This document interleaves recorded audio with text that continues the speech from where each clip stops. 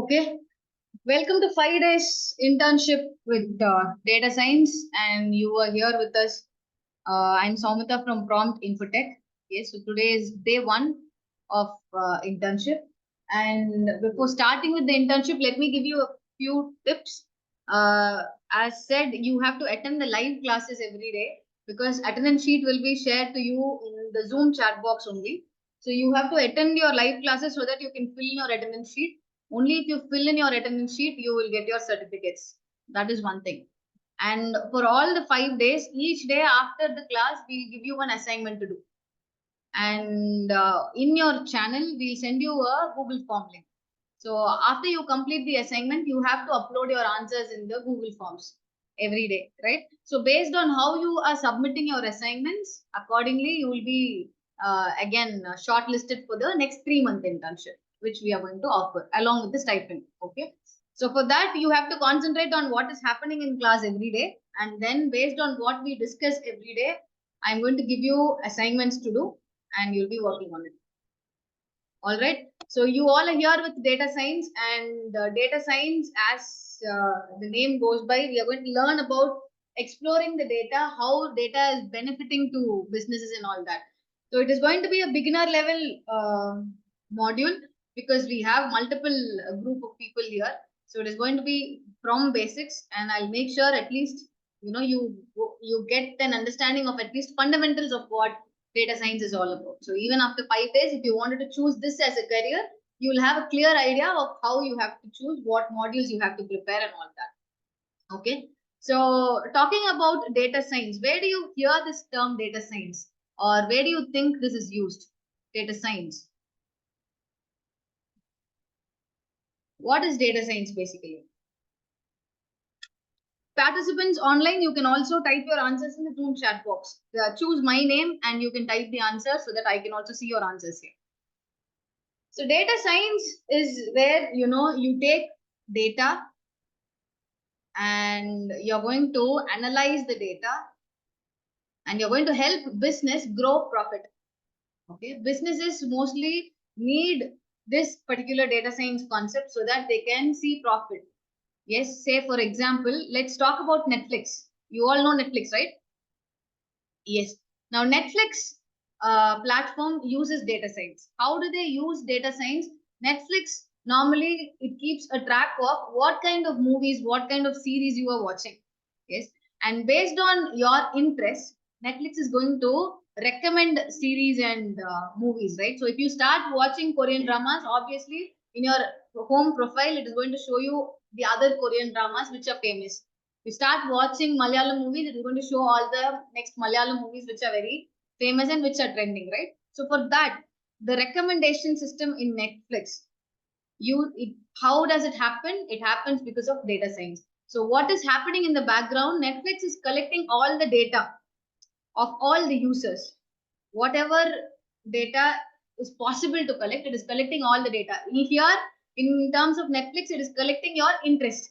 It is collecting your behavior, like how much time you're spending in Netflix, what type of series you are watching in Netflix. So it is collecting all your behavior, and based on your behavior, it is recommending other movies or series which you wanted to watch. This is one thing. Another one common example is, let's take ad recommendations. Ad recommendations. Now you go to Flipkart. You go to Flipkart and you search for shoes. So obviously you're going to see multiple shoes, and then you'll open few shoes and see, and that's it. You're not buying. You're coming out of Flipkart or Amazon. After you come out, next time when you open your system, go browse something. You are randomly in a Google page or you are somewhere in your Facebook page. You'll see all the relevant ads of shoes, right? Whatever shoes you were searching earlier, it will start showing ads for you here, right? Amazon, that is called Amazon ad recommendation system. So what Amazon, Flipkart, all these people will do, they'll find out the behaviors of your search patterns, and they'll make sure they promote that particular what is that, the item which you keep searching, and they'll make sure you buy it. So normally Amazon, they see profit in this type of recommendation system. At least 30 to 40% of their profit comes from this type of recommendation. Okay, so this is where data science comes into picture. Data science is used in medical field. Yes, it is used in manufacturing field. It is used in industries. Yes, it is used in appliances field. So anywhere where data is getting generated, there data science has scope. Now, where do you think this data comes from? From you. Yes. So data comes from user. The user is the one who produces data, right? And where do those data get stored? These user produces the data, and these data gets stored either in databases or in cloud. Yes. So now let's say you have a web application. If you have a web application, you should host it in a server. You should have a server where you can actually host your web application. So once it is hosted in your server, users will be able to see your website, like say your website name is abc.com. Okay. So if the files of abc.com is present in server, when any user goes and searches for abc.com, he will be able to view the web page. Now, whatever data user is entering here in this web page, yes, all that will be stored back to your server. And your server will also it will collect all the metrics of how many users are visiting your website. For the past 1 week, how many users have visited? For the past 1 month, how many users have visited? How long has the user stayed in your website? It is going to collect all the data.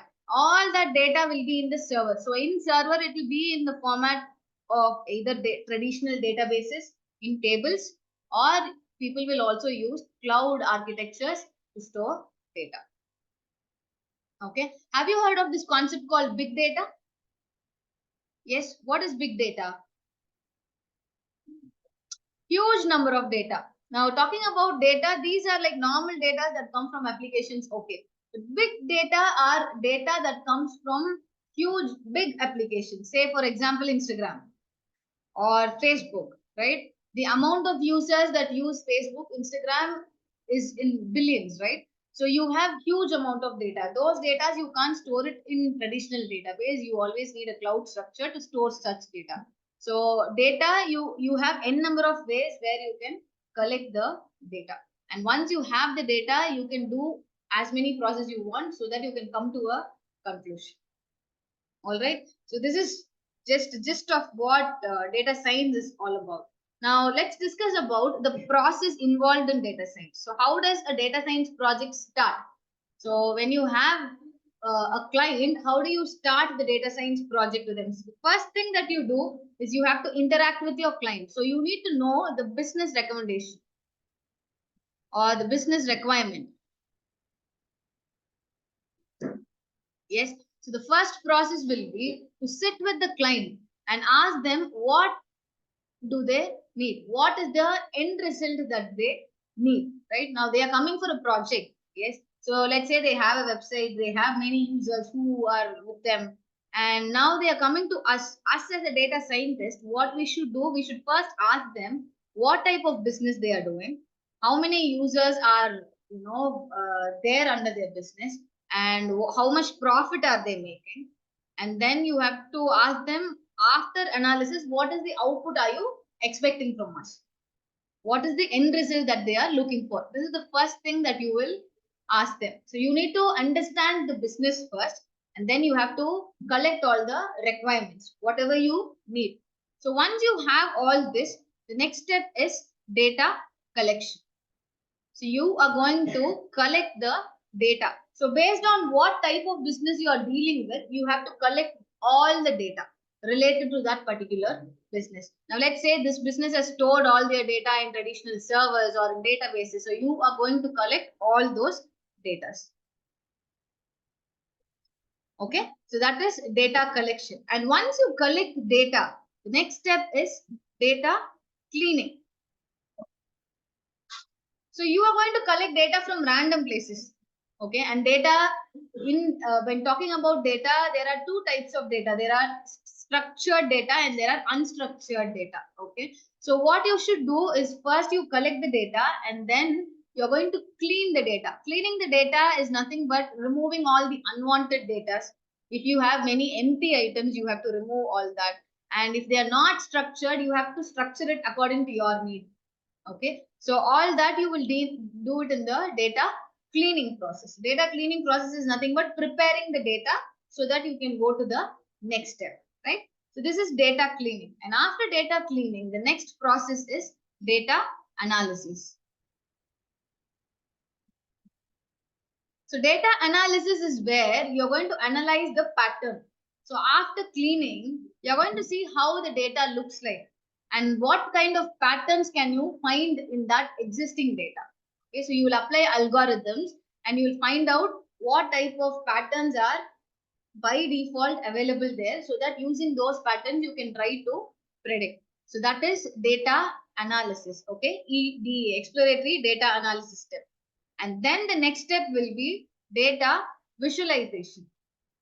So once you find out the pattern, you have to visualize the data. Visualizing the data is you are opening the data in graphical representation. Say like a graph or like a plot or like scatter plot or like matplot. Like you have many packages where you can actually visualize the data and see. So instead of seeing a data in a table-like format, if you visualize it as a picture, you will get more understanding of how the data is, structured, right? So that is data visualization. And after data visualization comes data modeling. So data modeling is where you're going to apply all the data science algorithms, machine learning algorithms. Yes, so you have, by default, you have many machine learning algorithms, which we'll be learning in future classes. So what they'll do after visualizing the data, they'll apply any of those algorithms and they'll find to predict values. Okay, so they'll give many input and they'll try to predict. So data science is all about predicting the what user will search for in future. Now, if I've searched for shoes and bags in Amazon, so what this model will think, okay, this is a user who is interested in shoes and bags. So next time, when it wants to recommend any ad to me, it will recommend all the relevant shoes and bags kind of ads, right? So it is going to predict. So for that, you are going to apply algorithms. And once the data model is ready, what you will do is you will go for the deployment stage. Deployment stage is where you will apply this in real time. So in real world, you will apply this, right? This is a process of how a data science project would work. All right. Now talking about this flow, if you ask me like, is it like one person who will be dealing with all this, or do they have multiple person who will be dealing with all this? In data science, you have multiple types of jobs. Okay. There are people who actually work only with data analysis, right? Those people are called data analysts. And there are people who only deal with clients and collecting data. Yes, who only talk about business, right? And there are people who only work with machine learning algorithms, who sit and write code and who create data learning algorithms, right? So you have n number of jobs in data science field. So it is not that you should know all these concepts so that you can get into data science field. No, you can, you can just segregate in whichever part you have interest. You can just learn the topics under that part alone, and still you can find a job in data science. All right. So this is the basic flow of what data science is all about.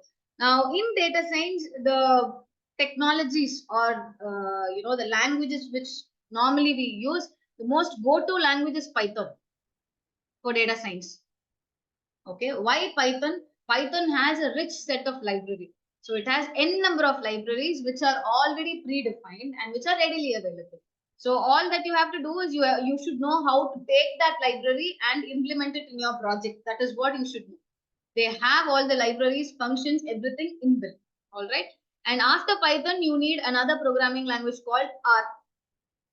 Okay, there is another programming language called R. R is mainly used for the statistical programming, where you have to perform statistical analysis, and then you wanted to perform mathematical analysis, you can use R, right? And when it comes to dealing with databases, yes, you should have a basic understanding of SQL. Okay, And in tools, we will use most probably we'll be using all the packages inside Python for data visualization, for data cleaning and all that. We'll use Pandas and Matplotlib and all that. And for visualization, you also have another tool called Tableau. If time permits, I'll also show you what this tool is all about. All right. So to start with, we have to start with Python. Okay. And Python, I hope few might know what Python is all about. Few might not know, but even if you don't know, it is very easy and simple to use. So Python is actually a programming language which normally people use, to develop applications. Using Python, you can create desktop applications. You can create even web applications, and as well it is used in data science. Okay, so it is a very simple programming language, right? Where if you know any other programming language, Python is easy.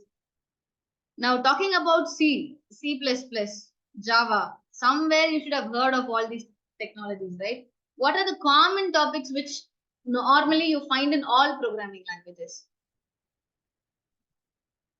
What are the common topics that you find in all the programming languages? You have variables, yes, data types, correct. Then operators, and then you have conditions, you have loop statements, you have functions. Yes, what else? You have file handling, file operations, and then you have exception handling. All these are concepts which get repeated in all the programming language.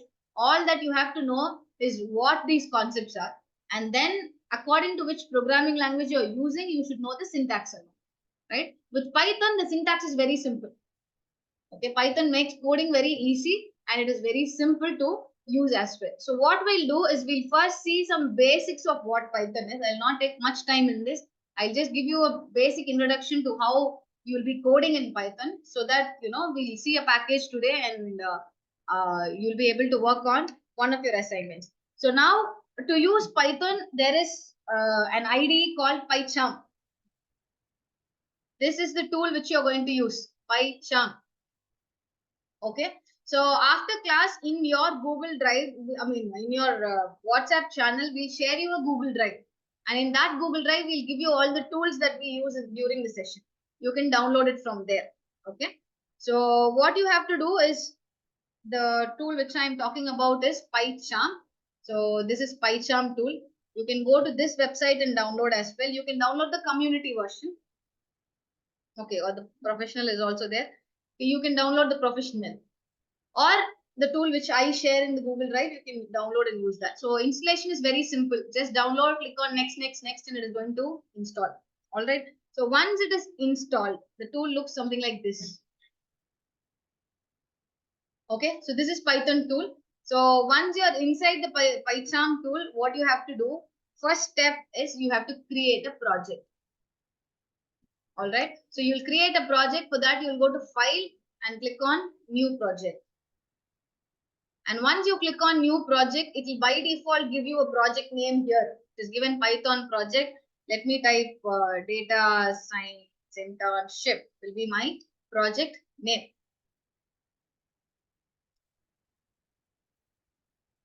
Okay, this is hiding. So you just have to give your project name, nothing else. Don't change anything. Just click on Create. And for me, it is asking me this. I'll click on New Window. For you, it will directly open because I have another project open here. Right, so it will take a minute time to prepare the platform for you. And once it is ready, you can start coding your Python scripts here. All right. So this is PyCharm. And once the project is created,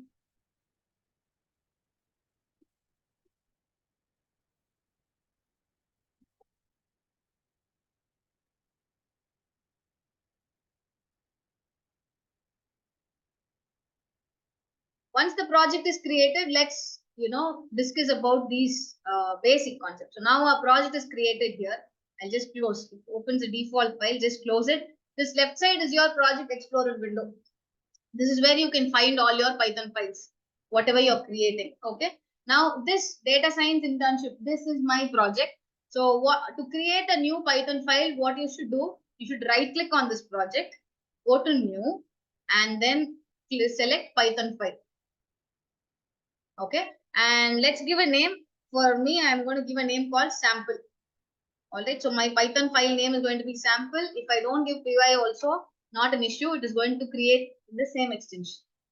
So your Python files will have .py extension. All right, and in the left side, see, you have the sample.py created. Okay, now let's check whether everything is running properly, everything is working properly. So for that, what I will do is I will just try to print a basic statement. Okay, to print an output in Python, you will use print function. All right, so I'll just type print hello, and here at the top, if you see, you have this play button which is used to run your program. But before that, click on this drop down and choose current file. If you don't choose current file, there is another file called main.py. This will get executed. So click on current file so that it will execute your current file, whichever is open. And after selecting the current file, run, and see here you find the output hello.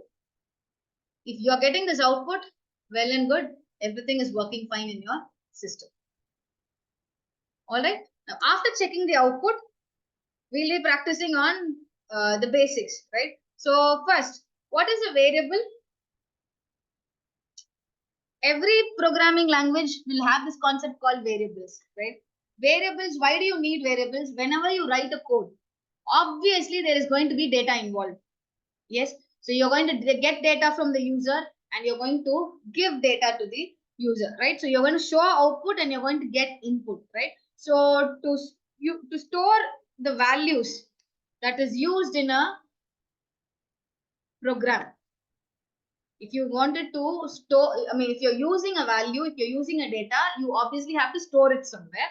And for that, you're going to use variables. So variables are nothing but names which are defined by us. You can use any name you want, right? But you shouldn't use the default terms which we use in Python. Let's say, for example, this print. This print is a reserved keyword in Python, right? You shouldn't use this as a variable name. Apart from this, you can use any name like ID. You can use name, you can use mark, you can use age, you can use any type of names, user-defined names. All right, so variables are used to store values, and in Python, you don't have this concept called data type. Okay, in Python, you don't have data type. All that you have to do is you have to create a variable, assign a value, it will automatically take the data type internally, right? So now to create a variable, see, this is the format. Is it visible or should I zoom it for you?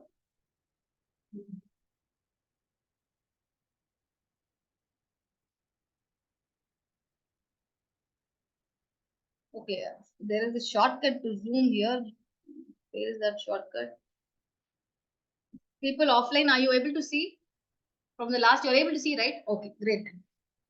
So you have 4 types of variable data types here. One is string, another one is integer, and point value is what? Float, and then true or false is boolean. Very good. So you have you just have to create the variable and it is automatically going to take the data type. All right. So once you create variables to display the variable, you can use the print statement again. And here inside print, the content that you give inside double quotation and the variable will be separated by comma. Okay. What do you use in Java? Plus. Yes. So here in Python, it is comma. Right. So when I try to run this, it's going to display name, age, height, and whether it is student or not. All right. So this is variables. And to print output statement, you use print function. Now in Python, if you wanted to get input from the user during runtime, you can use this function called input. There is this function called input. Okay. So you will use this function input and you will type any input which you wanted to ask. And once the user enters the value, it will get stored in the variable this side. Okay. And by default, input collects all the data in string format. It's going to take it as a string format. Now, in case if you're going to collect any number value from user, you have to use integer function in front of input. You have to cover this entire input statement inside integer. Okay. Now look at this program. So when I run it, it is asking me to enter the name. So I'll enter my name. Now, once I enter the name, next line it is asking me to enter the age. So I'll enter my age. So once I enter my name and I enter my age, what will happen? The value will get stored in this variable. So once it is stored, I've used the print statement where it is going to print. So here, instead of comma, I've used this curly braces and F. Have you used this?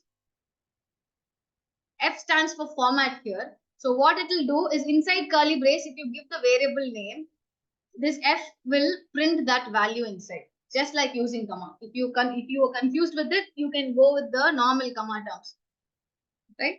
This is with input and output. And then conditional statements. What are conditional statements? If else and all that. So if you wanted to execute any code based on condition, then you have to go with conditional statements. Now here, this program will first ask the user for the age, and it is going to check condition, whether the age is less than 18 or whether the age is less than 65, and then it's going to print. Okay, why less than 55? We keep it as greater than 65. Now, when I run this program, it will ask for age. Let's type 20, and then it is going to display you are senior citizen. If both the conditions are not working, then it is going to print the code which is inside else block. Okay, all that you should know is only the syntax. In Java, you will be using curly braces, and in Python, you will use colon. And one more thing which you should keep in mind is Python will take spaces into consideration. So in Python, indentation is something that you have to take care of. If you miss indentation, it is going to give you errors. Now here, this print statement is like one tab away. Okay, if I put it this side, it is not going to run. You have to give a tab space, or if you don't want to give a tab space after colon, when you hit enter, it will automatically start from here. It will leave a gap here. Okay, so you have to follow the indentation so that you don't get errors. So spacing is very important with Python. Although it is very simple, this is where you will make mistakes. Okay, so conditional statements are where you will execute code based on condition. And then you have loop statements. So what are loops used for? I'm not asking the types. I'm asking what are they used for?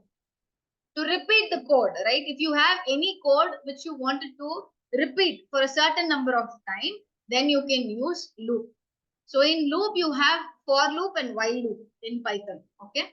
So for loop format is different. So for loop here, the syntax is first you will give the counter variable and then the in command, in operator, and then you can use range function. So this loop inside range I've given 5. So this loop will execute 5 times. So it is going to give me 1, 0, 1, 2, 3, and 4. Start from 0, right? And while loop will again execute based on condition, right? So this while loop will execute unless and until this count value is less than 5. When the count value goes above 5, this while loop will stop. Yes, I am just brushing it up. If at all, if you're new, again, I'm going to share you all this code with you in your notes. That notes will also be shared to you in channel. You can copy this code and you can run it in your PyChart and see how it is working. Okay, so this is loops. And then in Python, you have this concept called data structures. Okay, data structures. Difference between a normal variable and a data structure. A variable will allow you to store only one value at a time. Okay, so if you wanted to store values in a variable, you can store only one value. In case, if you wanted to store multiple values in a variable, in that case, you will go with data structures. Okay, now say for example, you have a term called user, a variable called user. Now inside this user, you wanted to enter all the user details like the roll number and then the name and then the marks and then the average. So all this are one student detail, right? So you always wanted it to be in one place rather than creating multiple variables. So in that case, you can go with data structures. And in Python, you have 4 data structures: lists, tuples, dictionaries, and sets. It is up to you to use whichever data structure you want. All data structures have their own features. So whichever you want, you can use. It is not mandatory that you need to know all these data structures. All right. So the way these data structures are created, see here, now lists, this is the name of the list, and lists will have square brackets. Tuples, again, this is the name of the tuple, and it is going to have parentheses. And sets, it is again going to have a name, and then it is going to be inside curly braces. And dictionary, it is again going to be inside curly braces, but it is going to be of key value base. Key value, key value. This is how a dictionary will be declared. Okay. So when you create a list, you can access items individually. That you can do. If you want, you can add extra item. If you want, you can remove the extra items. If you want, you can edit the item which is already there. If you want to add something in a specific place, I want in this second place, I want, cherry to be, okay, cherry is already added. We'll add orange. Orange to be added. You can add it in a specific position also. Okay. So it is up to you. You can do whatever you want after you create a list. Same applies to tuples, but it has certain restrictions. Okay. Tuples are like constants. So if once you create a tuple, you cannot edit it. You cannot modify it. So if you want to modify, you have to convert this into a list, modify, and then convert back to tuple. You have so much to do. And with dictionaries, yes, with key value pairs, you can create dictionaries, and then you have sets. And one feature of set is you can't access set with index values. Sets are like they are unordered. They'll always keep changing their positions, right? So now if I wanted to print 3, I can't, what I have to do is I have to choose number of, if I try giving index value, number of 2, it should by default access 0, 1, 2. It should give me 3, right? It will not give you 3. It will give you a random output. Any of this number will get displayed. Why? Because it is unindexed. It doesn't have a index value. These are 4 dictionaries. These are very simple to use data structures, right? So I'll just run this data structure.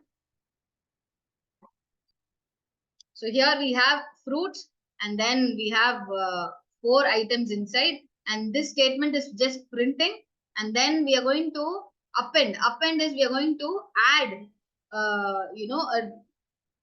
a fruit value to the existing fruits, and then it is going to print the updated list. Now, when I print this, see the first one, it prints the existing list, and the second one is where it has added an additional fruit. Okay, for that I've used the append function. This way you have many functions like insert, you have pop function, push function, yes. And then you have tuples. So tuples again, just create and it is printing. We'll go with dictionaries. So dictionary is a key value pair, as I said. All the keys will be written in double quotations. And values, if it is string, you will use quotations. If not, you will just give plain numbers instead of quotations. All right. And this is going to just print the dictionary. And if you wanted to print specific, value of a key, then you can just type the dictionary name, and in square bracket, you can give the key name. So I have typed the dictionary name, and in square bracket, I have given the key name. So it is printing the value of that particular key. Okay. And then you have sets, same like lists. All right. So this is with basics, right? Basics of what Python is all about. If you are very clear with these topics, you're good to go, at least for the next 4 days of what we are going to see in Python. But make sure you have hands-on practice in all this. So I'll share you these codes so that you can work it in your PyCharm and see. All right. Now let's talk about an important topic called packages. Python is all about packages. Now for your data science, as I told you, there are so many packages which Python already have. Now how to find these packages? There are 2 ways you can find these packages. Okay. The first option is you can go to Google. You can go to Google and type PYPI. Okay. This is called Python Package Index. This is a website which has a collection of all the packages in Python. When I open this PYPI, see, it is going to ask me if you have any package name, you can search for it, or you can click on browse project and it is going to give us the package. Now, what I'll do is I'll just type one package called Pandas, and then I'll click on search. So it is showing me the amount of Pandas package that Python has. There are different versions of Pandas which Python has. This is one way of finding packages. If not, another option is in your PyCharm. In your PyCharm, you go here in the left side. People who are on here, see here this side, this third icon. When I keep my mouse pointed, it is showing Python packages, right? I'll go click on this. Python packages. Loading. Okay, so when I click on Python packages, it will by default show me whatever I've installed. Yes. And then if you want, you can search package here. So here I'll go again, I'll search Pandas. So I have this Pandas package here and it is asking me whether I wanted to install. I'll just click on install and it'll start installing. See at the down, it is installed. Once it is installed, it is ready to use. This way you can install package directly inside PyCharm. Another option is you go here, you click on this package and it is going to give you the command. Okay, you will just copy this. You copy this command, go to your system, go to command prompt,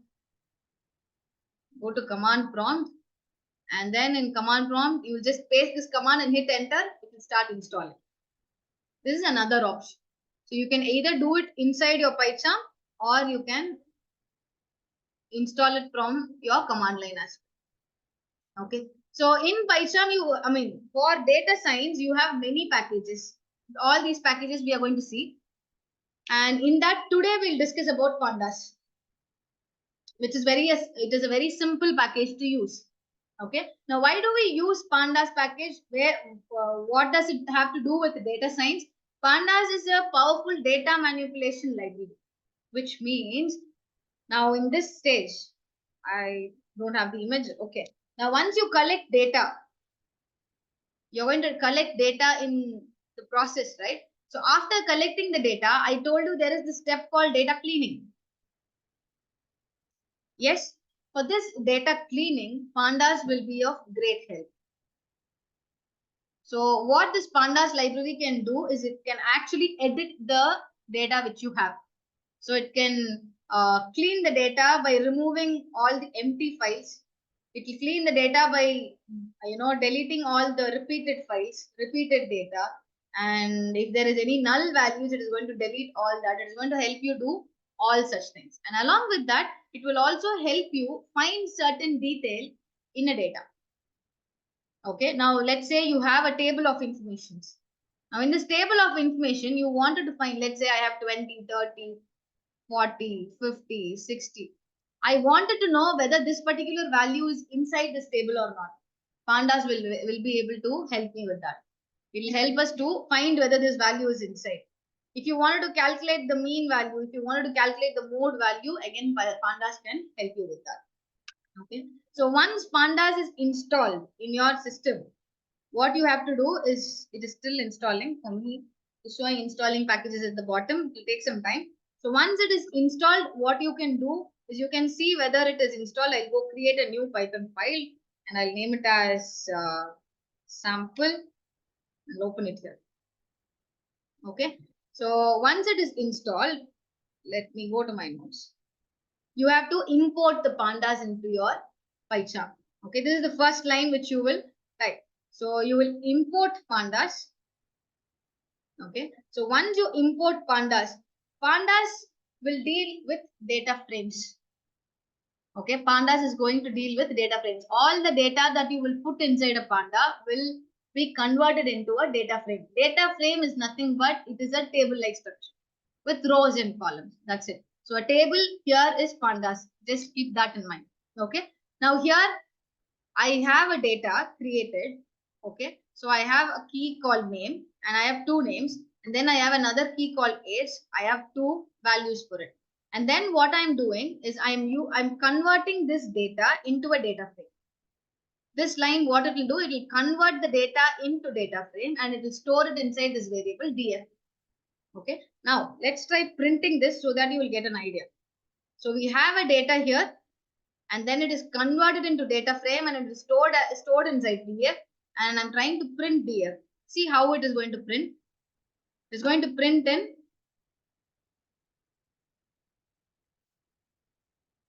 still running. Okay, let me share the attendance form for online people. Fill in your attendance sheet.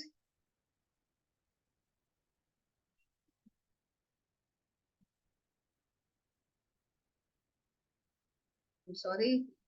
So people online, please fill in your attendance sheet and continue with the class. Okay, see, we have got the output. So I've created it like this, and then it got converted into data frame. And see, once it is converted into data frame, there are columns and there are row values. Okay, now we are not going to create data like this. As far as what we are going to do, I have a set of data here. See, this is a data which I have here. This kind of data is called CSV data. CSV stands for comma separated values. Okay, so this is a CSV data. So you are going to use this CSV data. This is a separate data. You're going to bring it inside your Python using Pandas. Okay, so for that, what you can do, first we'll copy this. I'll copy this data. I'll go to my project. I'll right click on a new file. Not Python file, just the file. Okay, and here I'm going to name this file. Sorry, let me bring this down. Right click, new file, and I'll name this file as data.csv. Okay, so now I have the CSV file. I'll copy this here. That's it. Now the file is ready with us. Data.csv file. Okay, now what we have to do, we have to bring the CSV data inside our Python program. Okay, we have to bring the CSV data inside our Python program. So for that, what you will do is you will use the read underscore CSV function. So Pandas has all these default functions. You just have to take and use it. That's it. Okay. So what we'll do is I'll just copy this code. So here it is just a 2-line code. All right. This is comments. Forget about this. So we are using this read underscore CSV function to read the data which is inside the CSV file. Okay. So we are using this function. So it is going to read and it is going to put it inside this df variable. All right. Now when I try to run this, the data that we have is name, math, science, and English. And we have 1, 2, 3, 4, 5 rows. See here, we got the output. So now the data which is inside the CSV file has come inside our Python program. Okay, so using read underscore CSV file, you've taken the CSV file and you've stored it inside the df variable. Now that is inside this, see what all you can do. Okay, so the first thing that we will do is in Pandas, you have this default function called head function. What this function will do, it will just print few rows of the data set. Okay, so now let's assume you have a CSV file which has thousands of data inside. Now you just wanted to know how that CSV file looks like, what kind of data is there. For that, you don't have to display all the 1,000 records, right? In that case, you can use this head function. So what this head function will do, it will take only first few rows of the data set and then it will display it. Now I'll run here, and when we run, see, since we have only 5, it is showing us 5. If you have extra data, those will not get displayed. Yes, so it is taking first few data and displaying. And then you have this function called describe. This function is going to display the statistics of your data frame. What kind of statistics? Look at the output, you will understand. So when you give df.describe, see, it is giving us all the mean values, median values, standard deviation values, maximum value, minimum value of all the columns. So describe function is going to give you all that. Listen to this carefully because your assignment is based on this only. Okay. And then in case if you wanted to calculate average score for each subject. Now we have 3 subjects here, right? you have maths, science, and English. You wanted to calculate the average score for each subject. Then what you can do is you can create a variable called average score and see what I've done. I've opened a data frame and I've selected these 3 columns. That is the columns with number values. And then mean is a function which calculates average value. You have heard of mean, median, mode, right? So mean is to calculate average value, median, middle value, mode, mostly repeated value, the frequent value, right? Okay, so you're using the mean function to calculate each subject's average, and it is getting stored inside average scores. Now when you run, look at the output. So for each subject, it is going to show the average. For math, this is the average. For science, this is the average. And for English, this is the average value. Okay. And then if you wanted to find out the highest score in science, how do you find that? Again, you will create a variable name. And then you're going to use this LOC. LOC in data frame, I'm sorry, in Pandas is used to locate. It is used for indexing. Is used to locate values inside your data frame. Okay, so in that you are locating the science column, and in science column you want the maximum value. So using LOC, you will locate the science column, and in science column you're going to find the maximum value, and it is going to get stored inside this variable. So when I try printing this, it is going to show which student has scored the highest. See, student 4, that is Eva, has scored the highest 95 marks. This is to find the highest. And then if you wanted to add a new column, you'll add a new column, and then we have found the highest overall average score. Okay, now let me copy this.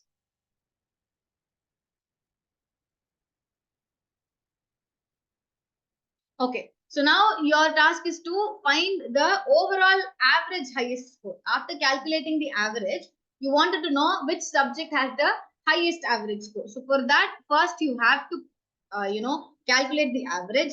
And so we are creating a separate column for average, and we are calculating the average values, and we are adding it to this particular average column. Once you add, again, you're going to use the IDX max function to find the highest average. So when I run this, see, you'll get the highest average. You'll get the name, and which person has the highest average score will be displayed. Okay. And then if you wanted to check if any student has scored below 75 in any subject, yes, for that, inside your data frame, you can also use conditions. Like you can use the condition operators. Okay. So we are checking whoever has scored below 75. So for this, see here. So in max, if anyone has scored below 75, and this, what is this operator? Can anyone say? OR operator. Very good. This is OR operator. And in science, we'll check whether it is less than 75. And in English, we'll check if this is less than 75. If you come across any person who has scored less than 75, we'll take that person's detail and we'll store it here. And then we'll try to print it here. So when I print, it is going to show the data of any student. Yes, David. So David has scored below 75. Okay. Now what we have seen is using Pandas, finding, values in a table, trying to find the maximum value, minimum value, average value, and all that. Yes. Apart from this, another option to use Pandas will be to clean your data. Now assume you have a data frame like this, and here, instead of giving 88 mark, I'll just remove it. So now what happens? There is a mark which is missed here. One mark is missed here, right? And let's say instead of deleting the mark, I'll add something like 200. Now when I add 200, this mark has no relevancy with other marks, right? Yes. So this is like incorrect data. So when you have incorrect data in your data frame, you can correct it using your Pandas. So we'll see which is the most commonly appeared number, and then we'll replace this value with that incorrect. correct value. And then there will be some data where it will have NA or it will have some null values, right, inside your data. So cleaning all this, you can again do it with Pandas package. Okay. So for today, what you will be doing is you're going to install your PyCharm first. Okay. And once you install your PyCharm, first see whether it is working properly. Just type a print hello and see whether you're getting output. If you're not getting output, there is issue with your Python. You have to correct that and only then you have to proceed. And then practice this basics. If you haven't used Python before, practice with all this basic code. Once you practice this, what we did in class, you again do it along with this CSV file. And once you're done with this, I'm going to give you an assignment. So I have a CSV content here. Okay, this is one CSV content which I'm going to give you. So you are going to create a CSV file for this data. You will create a CSV file just like this.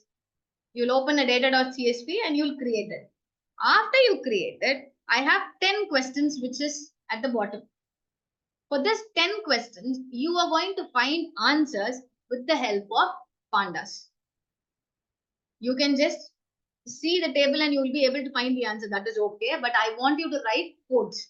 I want you to write I use Panda functions and find the answers for this. All right. So in your Google form, which I'll be sharing, in your Google form, you will have this question. Who scored first in French? Okay. So for this, the answer that you will place will be your Python code, not the answer.